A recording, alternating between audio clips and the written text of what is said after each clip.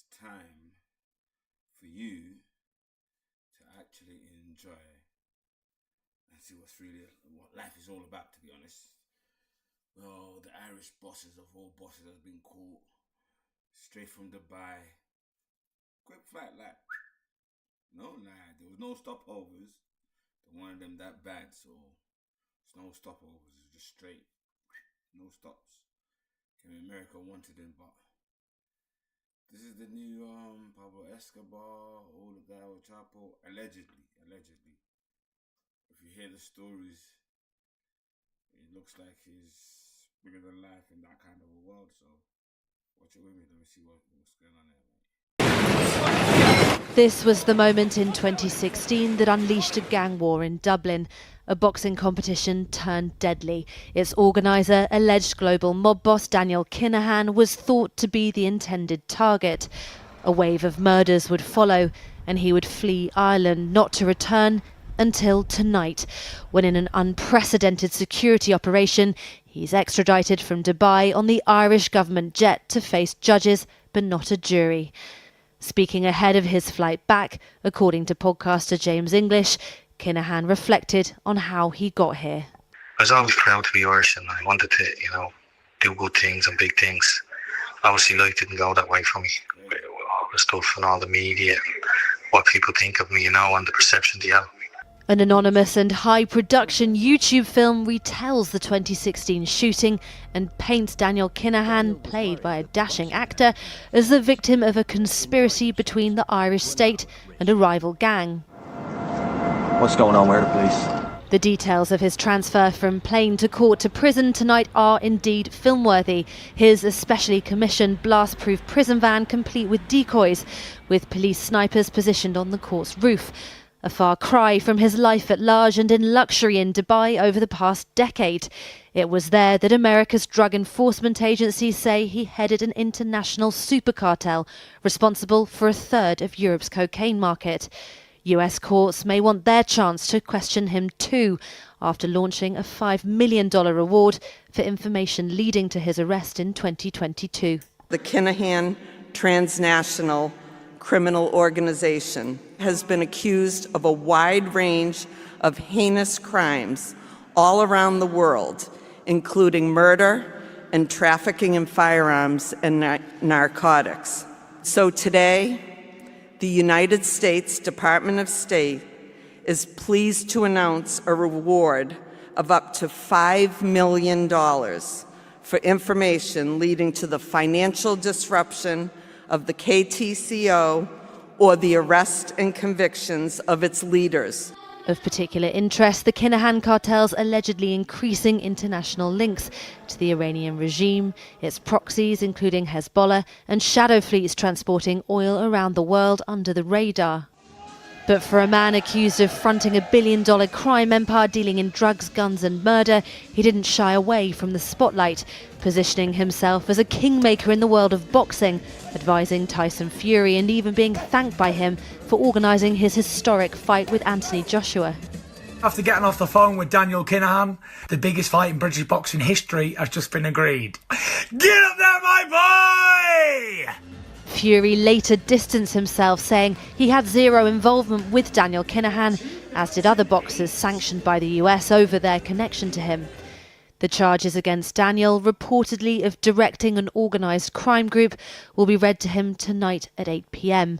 His lawyer has previously said allegations about him being a crime boss are false and have no evidential basis. Well, earlier I spoke to the Irish journalist Nicola Tallant, who has long followed the life of Daniel Kinahan and his family.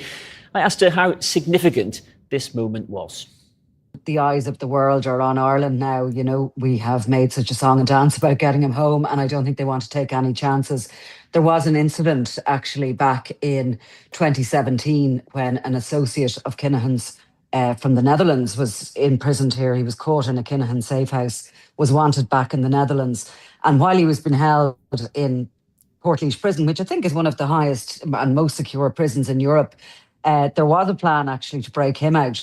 So the Dutch sent their own military jet in to collect him. So, you know, with these guys, I don't think any chances can be taken whatsoever. He is one of the world's most wanted men. Yeah, I mean, they were sanctioned back in 2022. The Kinahan group, Daniel Kinahan, Christopher Jr. and his father, along with other members of the group, which puts out of that. He wasn't exactly keeping... Really believed he was ever going to get pushed out a lot through various propaganda means. There was a book actually released online initially, then there was a rap song made, and then there was, which is very Mexican style, you know, and then there was a documentary released, which had been obviously funded by the grouping. And it's all that narrative that he's been framed, that he has done nothing wrong, there's nothing to see here, he's no criminal convictions. And what I'm saying is, this is a mad situation. Like, if you don't know what's going on in Ireland, these are one of them movers, you could say. They're movers, they're, you know, shakers, they're the top. I'm saying they're the top still.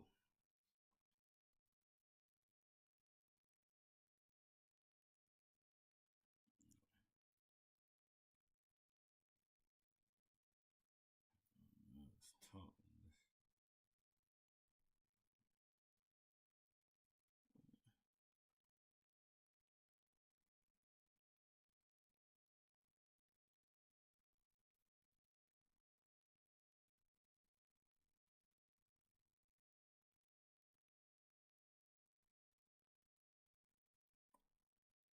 There's other people you don't need to bother with them.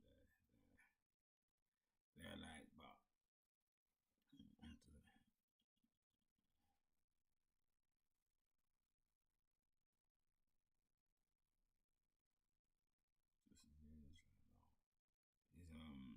a big threat, and it's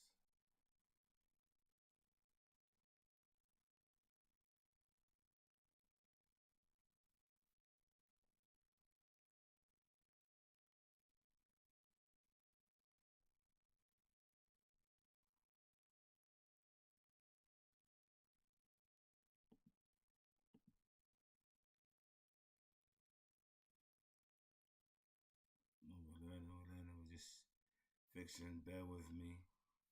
I don't want to stop stream, but I want to be able to fix something. It's really bothering me.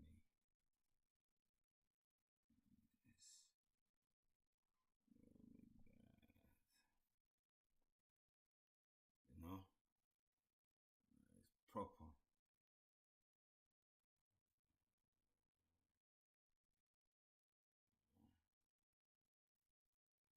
Well, it is what it is.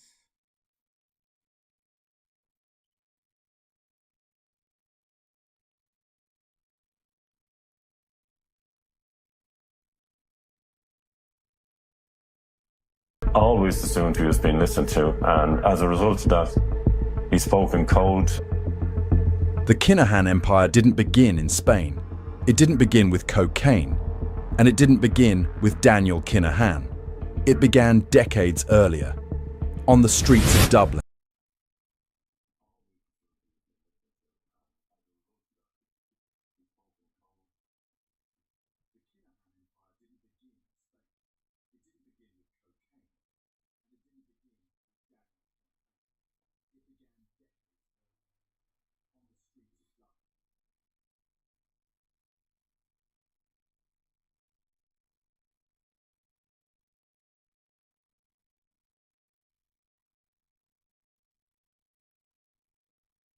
Come on, this is where he began at. Now watch this movie with me. Yeah? I'm only gonna watch a little bit of it though.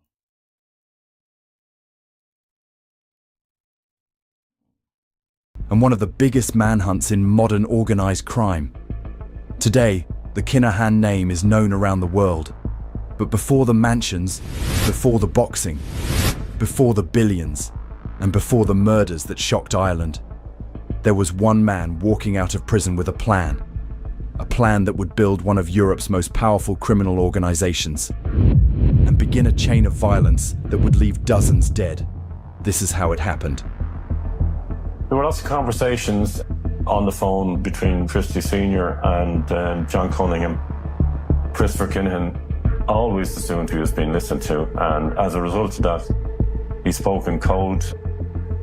The Kinahan empire didn't begin in Spain. It didn't begin with cocaine, and it didn't begin with Daniel Kinahan. It began decades earlier, on the streets of Dublin. During the 1970s and 1980s, Christie Kinahan became involved in drug trafficking and collected several convictions. Those convictions sent him to prison. For most criminals, prison is where everything falls apart. Inside, he met experienced criminals, built relationships, and learned from the mistakes that had put them there. Every sentence taught him something. Every investigation showed him another weakness to avoid. Instead of leaving prison broken, he left better prepared. Port-Louise prison became especially important. It held some of Ireland's most dangerous criminals, but organised crime didn't stop at the gates. Contacts were made, ideas were exchanged, relationships were built. It was also around this period that Christie began using the name Cian Sharkin.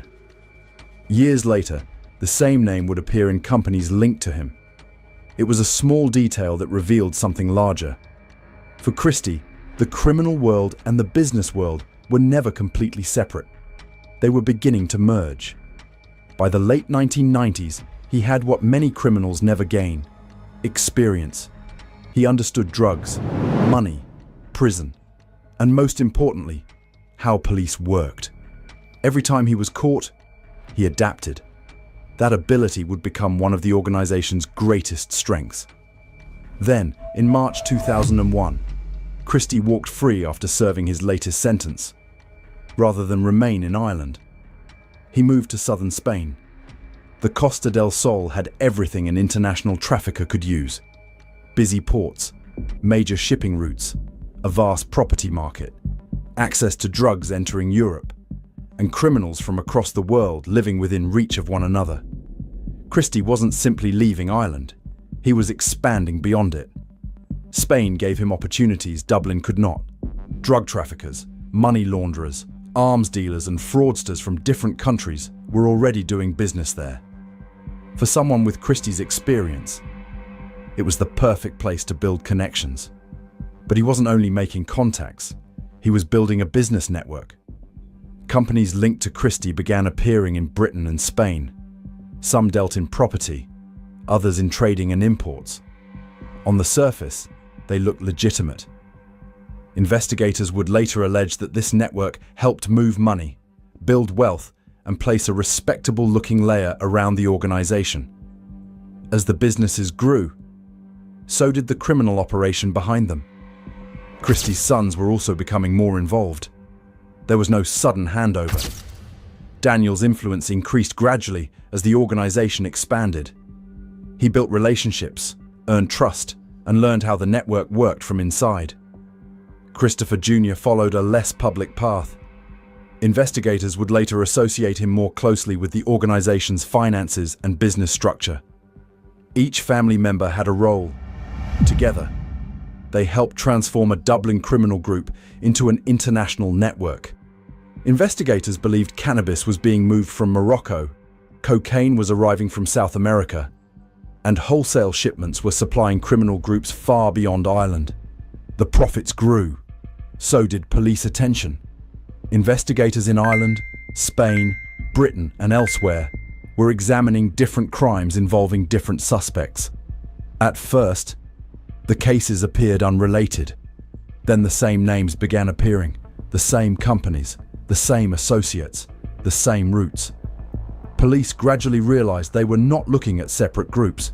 They were seeing different parts of one organization. By the mid-2000s, the empire had grown far beyond Ireland. But the larger it became, the harder it was to remain invisible.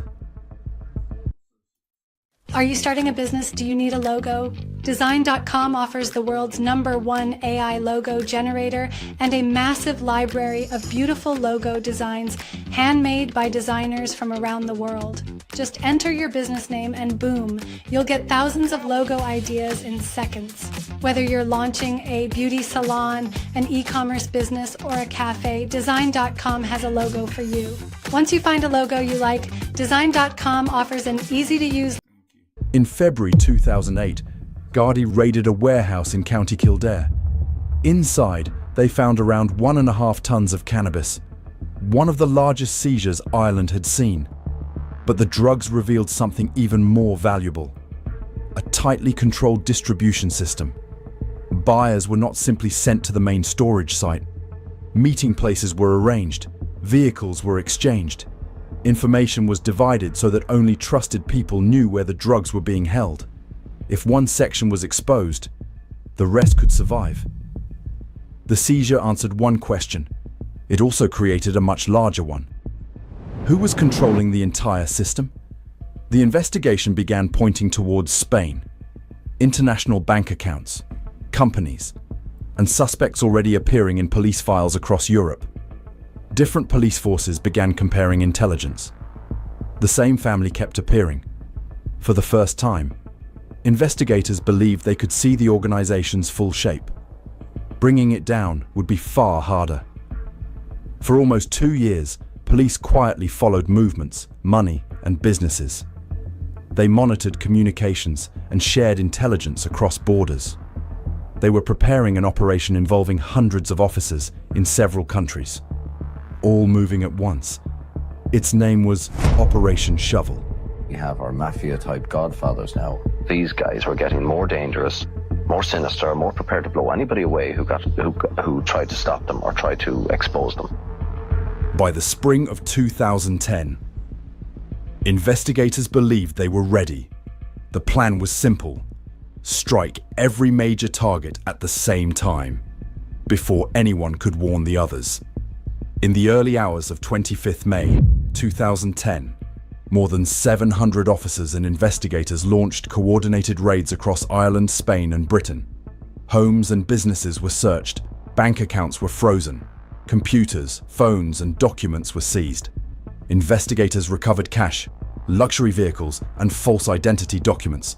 Properties worth millions were targeted as authorities tried to attack both the organization's leadership and its wealth.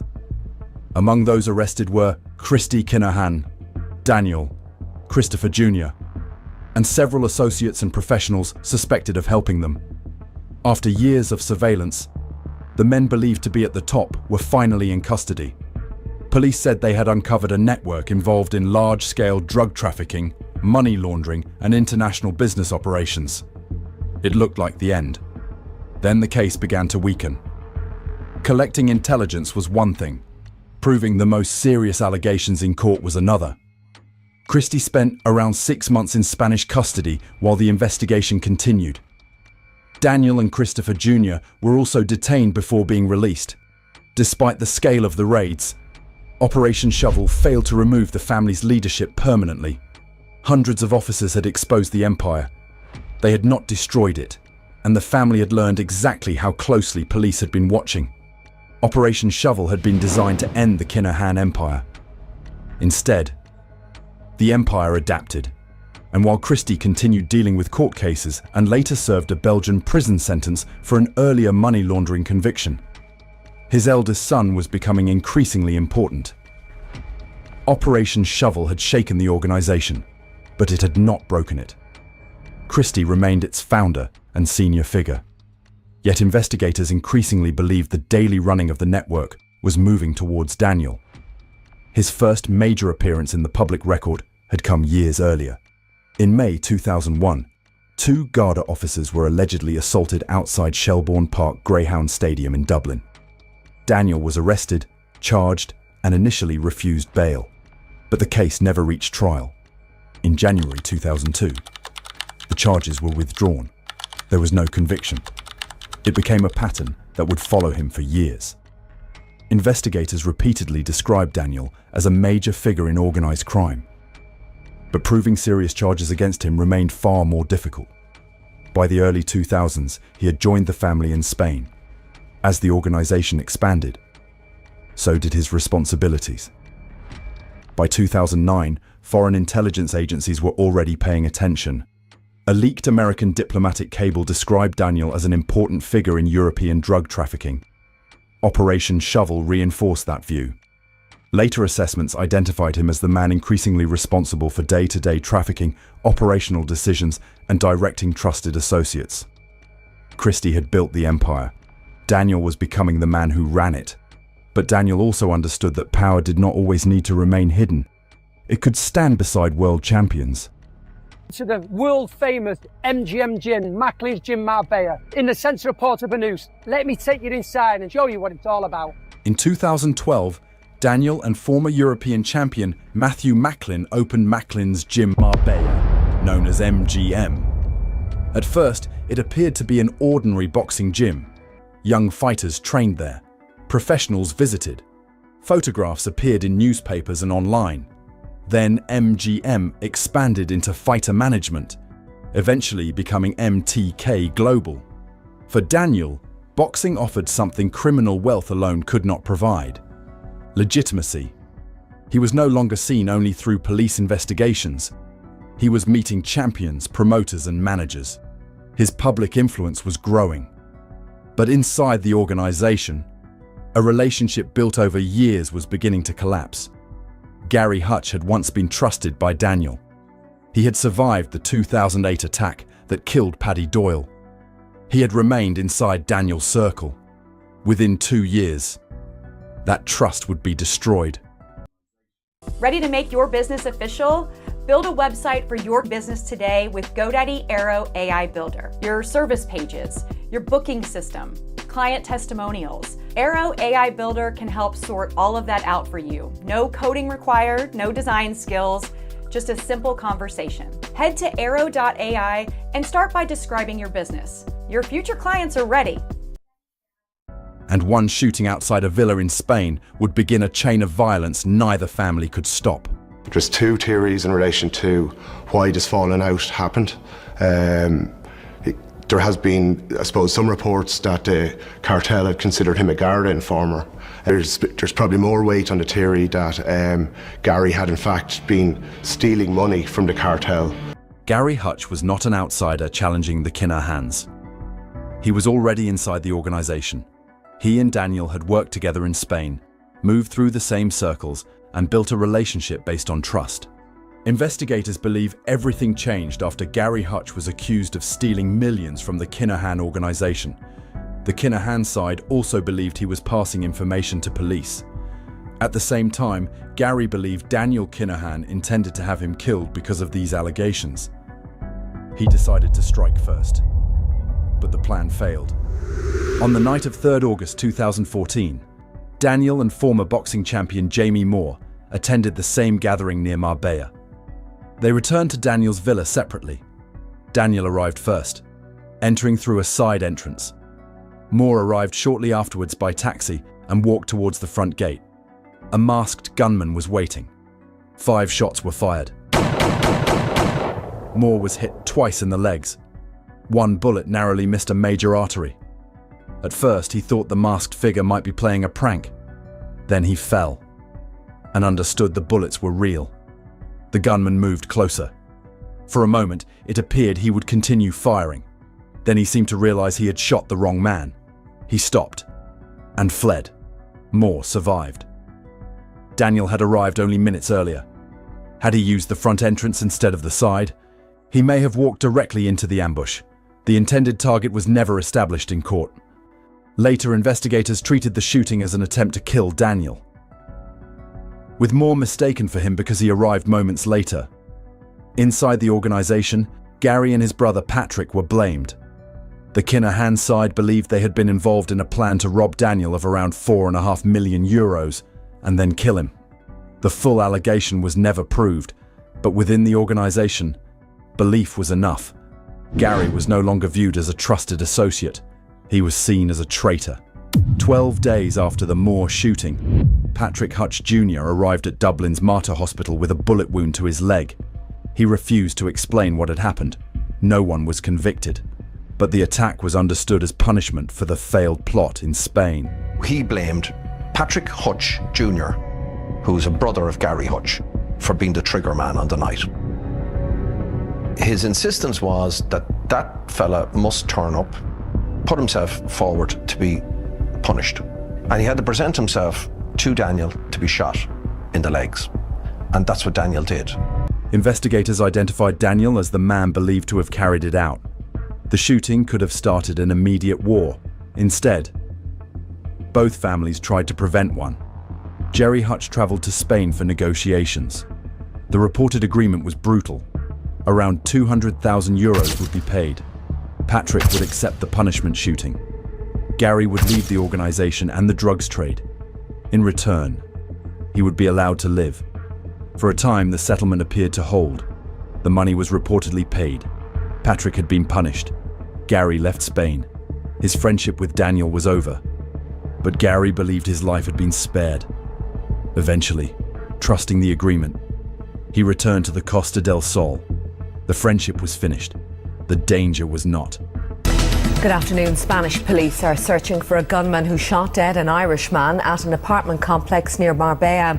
The victim has been named as Gary Hutch, a convicted armed robber from Dublin. The settlement appeared to have worked. The shooting stopped. And Gary believed the dispute was over. He returned to his apartment at the Ángel de Miraflores complex in Millas. He believed he had been allowed to walk away. He was wrong. On the morning of 24th September 2015, a stolen BMW X3 arrived near the complex. Spanish prosecutors said the attack team reached the area at around 8 o'clock. One man remained with the vehicle. Another entered the gated complex carrying 2 handguns. For almost 2 hours, he waited. Late that morning, Gary entered the underground garage. As he approached his car, the gunman opened fire. Gary ran. He escaped the garage and burst into the communal gardens with the attacker chasing behind him. Residents watched as Gary sprinted around the swimming pool area, trying to stay alive.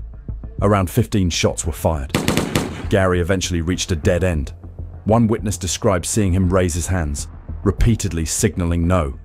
The gunman continued. The final 2 bullets struck Gary in the head. He died where he fell. He was 34. The shooter escaped in the waiting BMW, which was later set on fire, but the flames failed to destroy everything.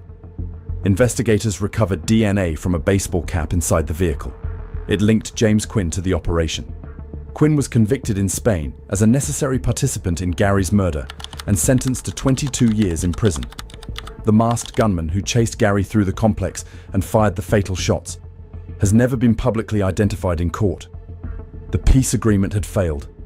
The relationship between Daniel and Gary had ended in murder, and within weeks, the violence spread from Spain to Ireland. Gary's death did not settle the dispute. It began the war. The Hutch family let it be known that they did not want to get involved in any reprisals. Gary Hutch, his mother, actually gave a speech at his funeral saying that she did not want any family ever to go through the pain that she was going through. 15 days after Gary's murder, his brother Derek Hutch was attacked inside Mountjoy prison. On 9th October 2015, Derek was badly beaten and required hospital treatment. Gary was dead. Now another member of the family had been reached behind prison walls. 2 months later, Derek was targeted again. On the 11th of December, he was stabbed during a second assault. Only the intervention of other prisoners prevented the attack from becoming even worse. In just over 8 weeks, Derek had survived 2 serious attacks. The message was clear. Members of the Hutch family could be reached anywhere, on the streets, abroad, or inside prison. There were reported attempts to arrange another meeting between the 2 sides. Nothing came of them. Too much trust had been destroyed. Then, on New Year's Eve, the feud came close to claiming its biggest target yet. Gerry Hutch was in Mulligan's Irish pub in Lanzarote, shortly before armed men entered looking for him. He left. When the gunmen arrived, their target was gone. Gerry survived because of timing. A few minutes later, and the story might have ended differently. By early 2016, Gary had been murdered, Derek had been attacked twice, and Gerry had narrowly escaped assassination. Each operation was becoming more ambitious. 2 gunmen coming in. It's been reported, left out the back door. No back door in this pub. I stayed in the pub. I hid in the pub. And they went into the toilet and back out. One of them was blind as a bat. He wears heavy glasses and he couldn't see with the glasses off. He took his glasses off as a disguise.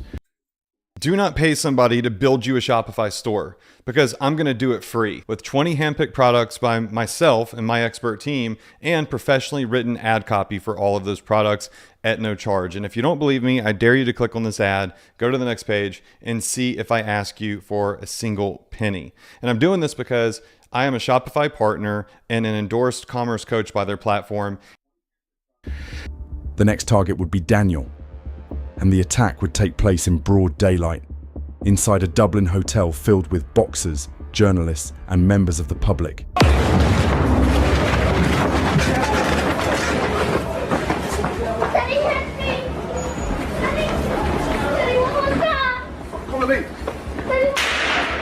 On the 5th of February 2016, the Regency Hotel in North Dublin was hosting a public boxing weigh-in. Promoters, fighters, journalists, television crews and fans filled the building. Daniel Kinahan was there. For the men planning to kill him, it was a rare opportunity.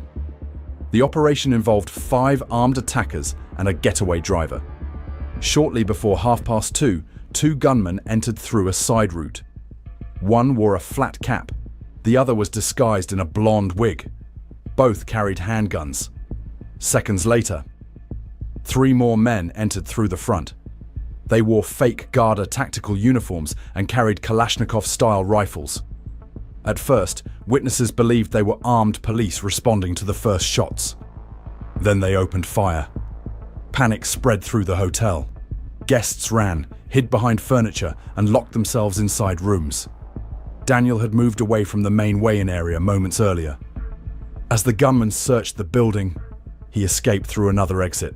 I see him there, maybe 6 meters from me, and then I see like this, and then I see the gun at the back, and then I go, and I hear boom, boom, boom, boom. Shots getting let go behind me. The main target was gone. David Byrne was not. Byrne was one of Daniel's closest Dublin allies. He ran towards the reception area as riflemen moved through the hotel. CCTV, later shown in court, captured what followed. One gunman shot Byrne as he reached reception. He fell beside the desk. A second rifleman continued firing after he was on the ground. Byrne was struck 6 times. The bullets hit his forehead, face, abdomen, right hand and legs. The injuries to his head were catastrophic. He died at the scene. Sean McGovern was shot in the stomach or lower abdomen.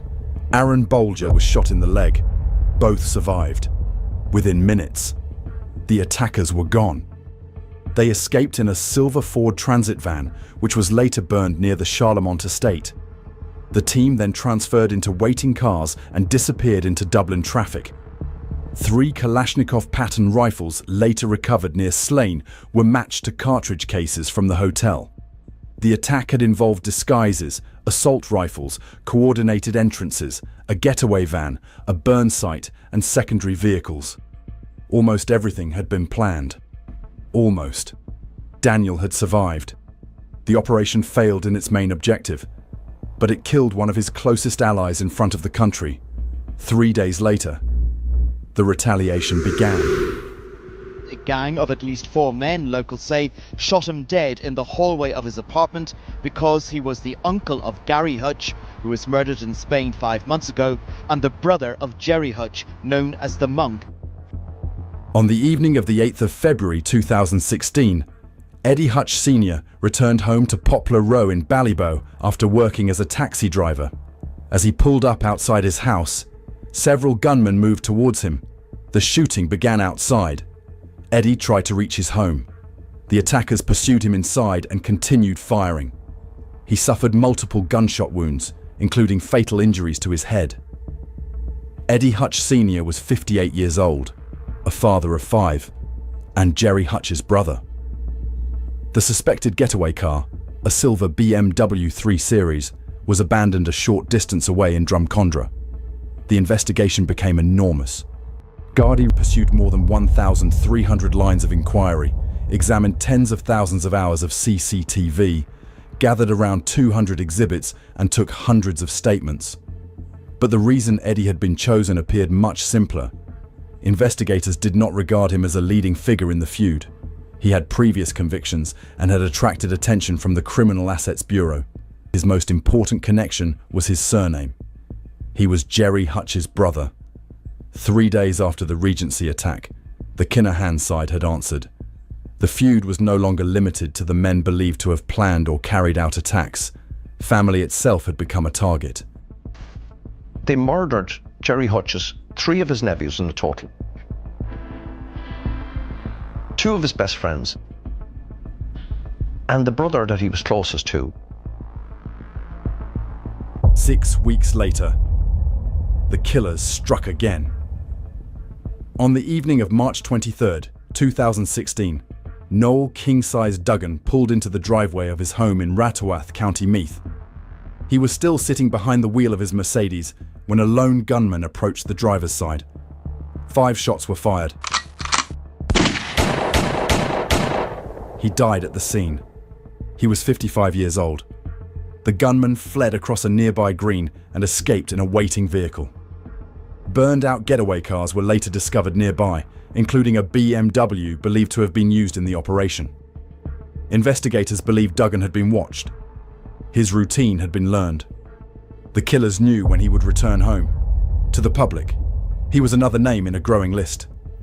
Inside Dublin's criminal underworld, he was one of Gerry Hutch's oldest friends. Known as King-Size because of his involvement in large-scale cigarette smuggling, he was not regarded as a major figure in the drugs trade. Investigators believed he had been targeted because of his loyalty to Gerry. First Gary Hutch, then Eddie Hutch, now one of Gerry's closest friends. The campaign was widening, and only weeks later, it would claim a man detectives believed had never been the intended target. Looking out their windows, residents in Dublin's Sheriff Street area watch as Gardaí examine the scene of the latest gangland killing in the city. But yesterday's bloodshed was a case of mistaken identity. The victim, an innocent man in the wrong place at the wrong time, has been named locally as Martin O'Rourke.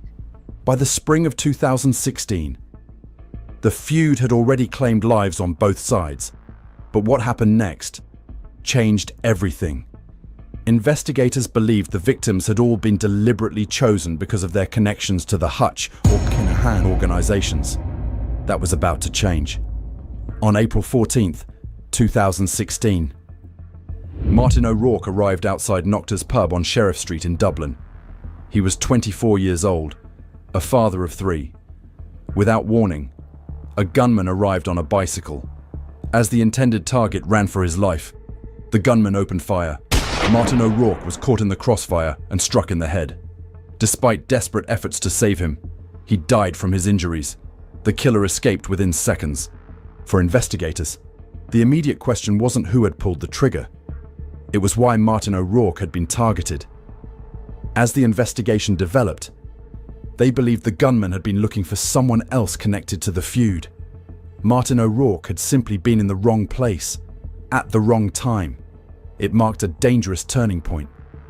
The carefully selected targets of the early feud were giving way to mistakes, misidentifications, and innocent lives caught in the middle. When heavily armed gangs hunt rivals in public places, mistakes become inevitable, and every mistake carries a human cost. The violence was no longer contained within the criminal underworld. Only 11 days later, the gunman struck again. This time, their target was a man investigators believed had helped organize the Regency Hotel attack, Michael Barr.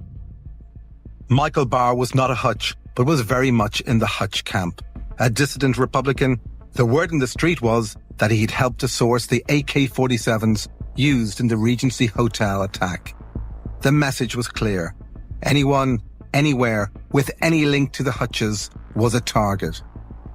By April 2016, the feud had become a cycle of retaliation. Every attack answered the one before it. Every murder created another target. On the night of 25th April 2016, Michael Barr was inside the Sunset House pub in Dublin. Investigators believed Barr had played an important logistical role in planning the Regency Hotel attack. If that belief was correct, he wasn't simply being targeted because of who he knew. He was being targeted because of what investigators believed he had done. Without warning, 2 masked gunmen entered the pub. One remained near the entrance. The other walked towards Barr. Shots rang out. Barr was hit multiple times, including several shots to the head. He died at the scene. The gunman fled within seconds. For investigators, the murder reinforced their belief that the people behind the Regency Hotel attack were now being systematically targeted. The investigation into the Regency shooting and the feud had become inseparable. Detectives believed those responsible were hunting not only the gunman, but also those they believed had helped organize, support, or plan the attack.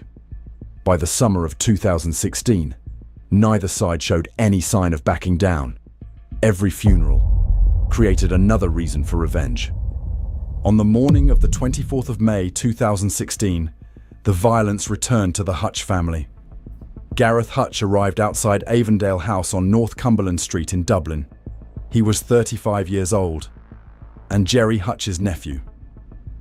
As he was about to get into his car, 2 gunmen approached. Without warning, they opened fire at close range. Gareth was hit several times. He was rushed to the Mater Hospital in critical condition. Despite the efforts of doctors, he later died from his injuries. The attackers escaped before Gardaí arrived. For investigators, the murder sent a clear message. The feud was no longer focused solely on those believed to have taken part in attacks. Investigators believed Gareth had been targeted primarily because of his family connection. By now, the difference between active participants, associates, and relatives had become dangerously blurred. The campaign was no longer aimed only at men believed to have carried out attacks. Being part of the Hutch family could be enough. By the end of May, there were 7 bodies, 6 of them executed in just 4 months, shot down callously in broad daylight in our capital city. The question now was, what were the authorities going to do about it? On July 1st, 2016, David Douglas opened his family business on Bridgefoot Street. He was 54 years old. He had a criminal past. But by then, he was running a shop with his wife. Shortly after opening, a gunman approached. Multiple shots were fired at close range. Douglas collapsed outside the premises. He died a short time later. Investigators believed his murder, like an earlier attempt on his life, was connected to the growing feud. Members of the Kinahan organization believed Douglas had been involved in a failed attempt to target one of their own. Whether that belief was true or not may never be known, but investigators believe the suspicion itself may have sealed his fate. Rumor, suspicion, association had become enough to get someone killed. The cycle of retaliation was becoming impossible to control. By the end of 2016, the feud had claimed family members, friends, and men investigators believed were central to both organizations. And it wasn't long before it claimed another long-time associate of Jerry Hutch. He said, look, your dad's been shot, and I was like, I laughed, I actually laughed, and I said, no, who would want to kill my dad? He's a 62-year-old man, no, you must be confused. They didn't just say, right, we'll go out and kill Niall Kieran. They had it all the time. They watched him for 9 months. Why Christmas? On the evening of the 22nd of December, 2016, Noel Kerwin returned to his home in Clondalkin, West Dublin. He had just driven into the driveway. His partner was sitting beside him in the front passenger seat. Before either of them could get out, a gunman approached the driver's side of the car. Without warning, the attacker opened fire. Listen up. This is the last time you will ever waste money on reading glasses, and the moment you say goodbye to those rip-off high street optician bills forever. Stop waiting endlessly for an NHS eye test appointment just to spend hundreds of pounds on glasses. Imagine this. Within just 0.01 seconds of putting on these high-tech glasses, powered by breakthrough German smart auto-zoom molecular technology, Kerwin was struck multiple times at close range. His partner escaped unharmed. Neighbours rushed to help as the gunman fled the scene. Paramedics arrived within minutes. But Noel Kerwin's injuries were too severe. He died shortly afterwards. He was 62 years old. Hidden inside the investigation was an important detail that many people overlook. Kerwin had been close to Gerry Hutch for years. Investigators believed that relationship, not a single recent act, made him a target. By now, the feud had changed completely. The attacks were no longer only about the people who had pulled triggers or planned operations. Investigators believed the net had widened to include trusted friends, long-time associates, and anyone considered important to the rival side. For detectives, the timing was also significant. It was just 3 days before Christmas, a period when most families were preparing to celebrate together. Instead, another family was arranging a funeral. The psychological impact was enormous. No place felt safe, not outside a pub, not in prison, not at home, and not even days before Christmas. With every passing month, the list of victims continued to grow, and as 2017 began, the feud entered another phase. The shootings continued, but so did something else. Behind the scenes, Gardaí were quietly building the biggest investigation into the feud. Noel Kerwin's murder ended 2016, but the campaign against the Hutch side continued. The next target was James Mago Gately. After earlier failed attempts, investigators believed an Estonian contract killer, Imre Arakas, was brought to Dublin to murder him. Before he could act, armed Gardaí arrested him. The assassination had been stopped without a single shot. But the plot didn't end there. Weeks later, another team struck. Gately was ambushed at a petrol station. 5 shots were fired. Against all odds, he survived. The investigation later uncovered surveillance, planning, support teams, and eventually convictions for those involved. The message was clear. The organisation would keep trying until the job was finished. Gerry Hutch told him that he was the gunman who shot and killed David Byrne and that he'd felt bad about that. The Regency investigation had become one of the largest murder inquiries in Garda history. Every CCTV camera, every burnt-out getaway vehicle, every recovered firearm, every phone, every witness statement added another piece to the puzzle. Detectives believed an operation as sophisticated as the Regency couldn't have been carried out by the gunman alone. Somebody stole the vehicles. Somebody sourced the weapons. Somebody organized safe houses. Somebody planned escape routes. Somebody coordinated the entire attack. Some suspects were arrested. Others were released. The investigation moved slowly, but deliberately, because detectives weren't trying to prove one murder. They were trying to prove an organized criminal conspiracy. While Gardaí painstakingly rebuilt the Regency attack piece by piece, Daniel Kinahan remained beyond their reach. Christie stayed in the background. Christopher Jr. continued helping run the organization, and the shootings continued. Because before the Regency case finally reached trial, and the alleged leader of the Hutch family stood before the courts, many more lives would be lost in this bitter feud. People who were very closely connected to David Byrne took his murder very personally, and they were out for blood, and they called for that. People who I can't name here, but people who would have been very close to David Byrne said, kill all of them Hutches. On 31st May 2017, Michael Keogh left his apartment to go to work. He never got there. Gunmen waited inside an underground car park for almost an hour before opening fire. Keogh died inside his car. The attackers escaped before burning their getaway vehicle nearby. Investigators recovered crucial forensic evidence from the burnt-out car, including a firearm believed to have been used in the murder. Despite arrests years later, nobody has been convicted of killing Michael Keogh. For detectives, the murder confirmed the feud had changed. The attacks were less frequent, but no less calculated. Michael Keogh's murder was followed by months of silence. But the silence didn't bring peace. It brought uncertainty. Targets disappeared. Meetings became smaller. Trusted associates changed routines. Nobody knew who would be next, or when. Behind the scenes, Gardaí continued building the biggest investigation of the feud. Every recovered weapon, every CCTV recording, every forensic examination strengthened the growing intelligence picture. Then, on October 28th, 2017, the silence ended.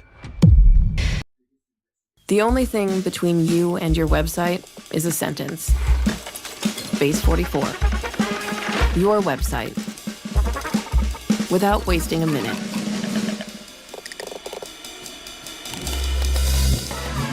Shape it. The 24-year-old father of one, who was living in Artane, was walking with a group of friends after leaving a local pub when he was shot twice in the head. He was pronounced dead at the scene. Jamie Tig Ennis had spent the evening with friends in Coolock, North Dublin, at around 2:20 a.m. As the group stood talking on Moatview Avenue, a gunman walked towards them. There was no argument, no warning. The attacker raised a handgun and fired. Jamie was shot twice in the head. He collapsed instantly. His friends could do nothing to save him. He was pronounced dead at the scene. He was just 24 years old. The killer escaped in a black Audi A3. A short time later, the vehicle was found abandoned and partially burned in Finglas. It was another familiar hallmark of the feud. Steal a car, use it in the attack, destroy it before investigators could recover evidence. But by now, Garda detectives had investigated enough of these murders to understand the pattern. Even burned vehicles could reveal valuable clues. DNA, CCTV, phone data, vehicle movements. Every attack left another trail, another hidden detail. Jamie's murder was never viewed in isolation. Investigators examined whether it formed part of the wider Hutch-Kinahan feud while also exploring other criminal disputes surrounding him. The investigation continued for years, leading to further arrests and charges linked to the organization behind the killing. The war wasn't over, but something was beginning to change. The investigations were becoming stronger. Every murder, no matter how carefully planned, created more evidence. And as 2017 drew to a close, detectives were preparing to turn years of investigation into criminal prosecutions. By the beginning of 2018, the feud had entered its third year. The violence hadn't stopped. On January 20th, 2018, Derek Coakley Hutch drove to Clover Hill Prison. He had visited his brother, Nathan, after leaving the prison. He returned to the nearby Bridgeview halting site with two other men. Investigators believed they intended to throw a package over the prison wall. As the two passengers stepped out, Derek remained behind the wheel. It was the moment the killers had been waiting for. A gunman approached the driver's window. Without warning, he opened fire. Derek was struck several times in the head from only a few meters away.